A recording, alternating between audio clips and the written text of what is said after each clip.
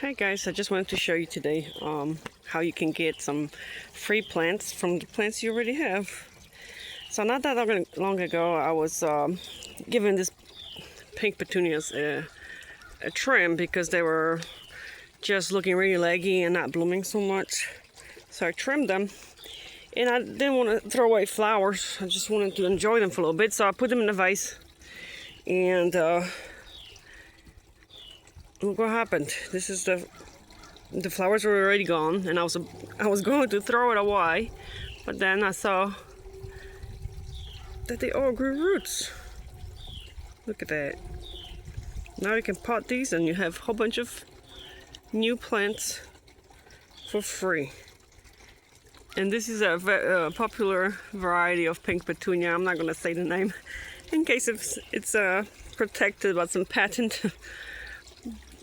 But you probably know which kind. So yeah, I'm excited to have some free new plants. I mean, the roots are looking pretty healthy. Look at that. It is very vigorous, this kind of petunia. It's so pretty. Another plant that is pretty easy to propagate is impatient. And this is not the cuttings I took. It's whenever a plant breaks accidentally, I put in the water to see what happens. So I have a couple broken pieces here. And oh look, that's impatient. And I did that. I'm done that before, and was able to successfully grow new impatiens from my existing plants. And you can actually take cuttings before frost and put them in the water and take them inside and grow some new plants for your next season. The same with coleus. You can do the same thing with coleus before frost. Take some cuttings and they will grow roots. Keep them in the water, and then you can pot them in and bring them outside when it gets warm again. That way you can save your annuals. Which I try to save everything I have. I either put in the garage or I bring cuttings inside to get some new free plants. I want to show you guys this bougainvillea I bought that was delivered to me from Walmart, and it wasn't very happy when I received it, but right now there's a lot of new growth. I do need to water them. So my plan is to put in a bigger pot so it'll grow better and be able to retain moisture for longer. That's the thing, like if you buy a plant, it's better to always put in a bigger pot, not keep in the original pot. So this is the original one still, and this one I already put in a bigger pot and it's doing much better. Here I might call it brooches.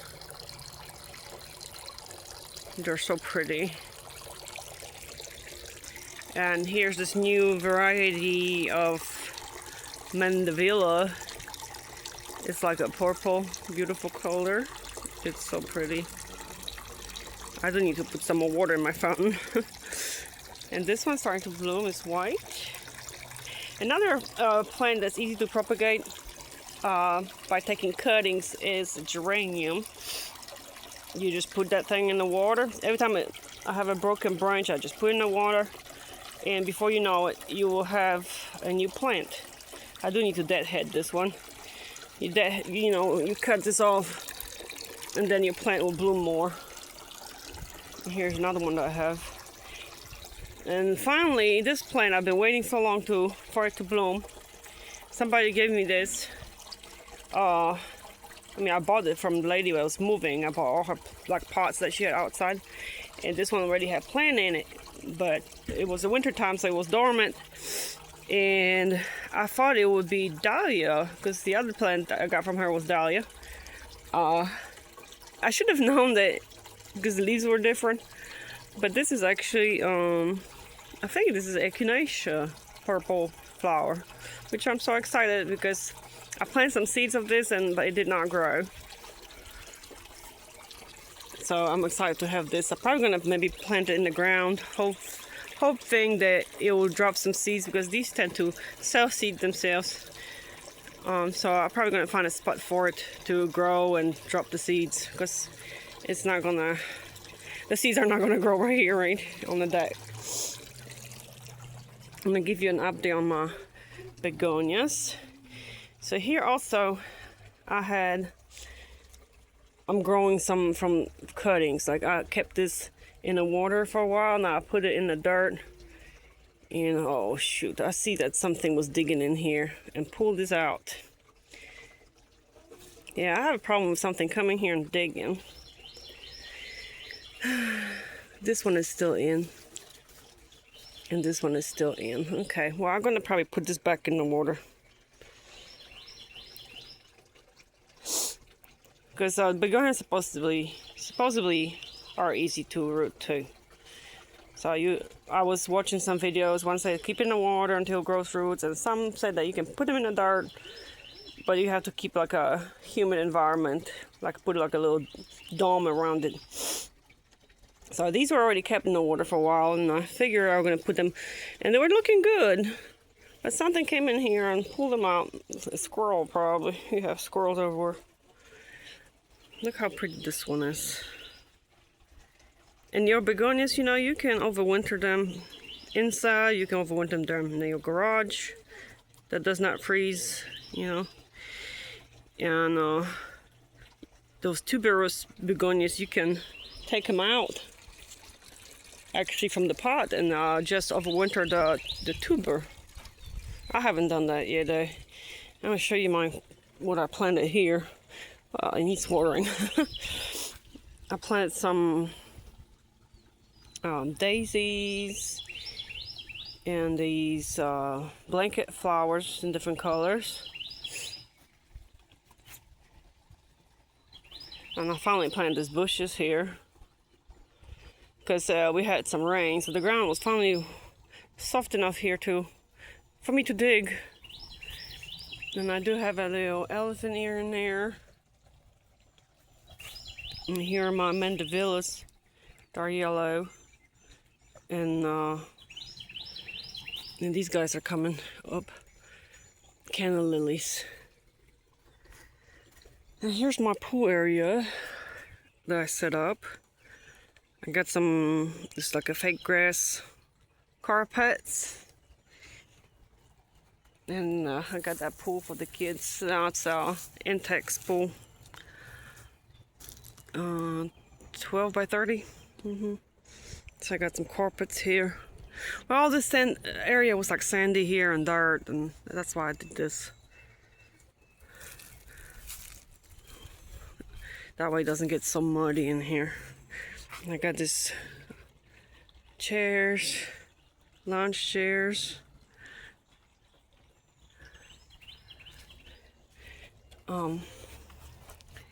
Here's more blanket flowers and canna lilies. Well, I see these guys are opening up. I planted that from seed. This is the thing about the planting from seeds. Everything grew from seed. It's coming back like so small. Look how tiny these flowers are. I don't think that's how it's supposed to be. I don't know. Here's one thing that is growing from seed here too that's actually looking decent. It's cosmos. So pretty. And I planted these bushes finally here. And here's my pot that I made. Elephant ear. It's growing really nice. So that elephant ear, I bought at Walmart. It was like a bulb for $5.99. And look how huge it got. And I put some dipladenias around it. To show you how big that leaf is. So I just planted that this year, so this is the first time for it to grow. Hopefully I can overwinter that too. I'm not sure if I can leave it in the pot here in Zone 8A, or do I have to bring this pot inside in the garage. That's a big heavy pot. Now here's my other pot that I made. Yeah, it also has elephant ear in there, but it's taking its time to grow. It's the same kind that the other one was, but this one I had in the ground for the longest time and it was not doing anything. So I dug it up and I put it in this pot and it's finally waking up. I thought it was dead for a minute.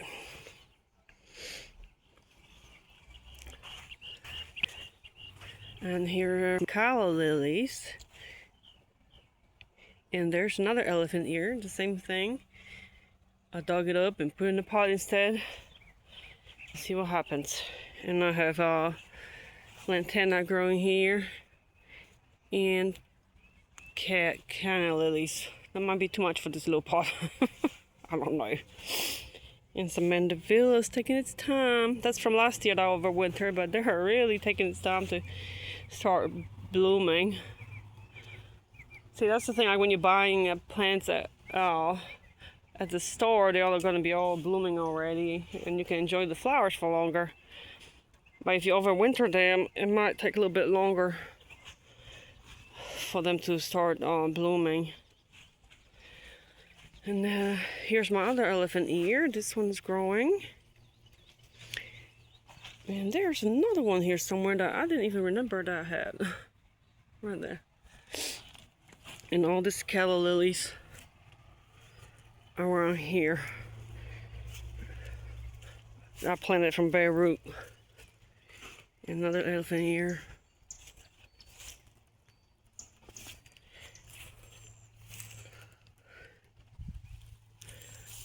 I still haven't figured out how to keep the weeds here from growing. If I should put mulch or pine straw or I don't know. I don't know yet. That's why I put this there, to kill some kind of weed that was growing in there. And here's my other pot made with some smaller elephant ears, canna lilies, and mandevillas that overwintered. They're also not blooming yet. And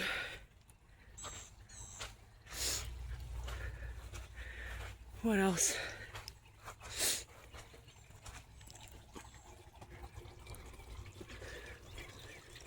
And that's it. So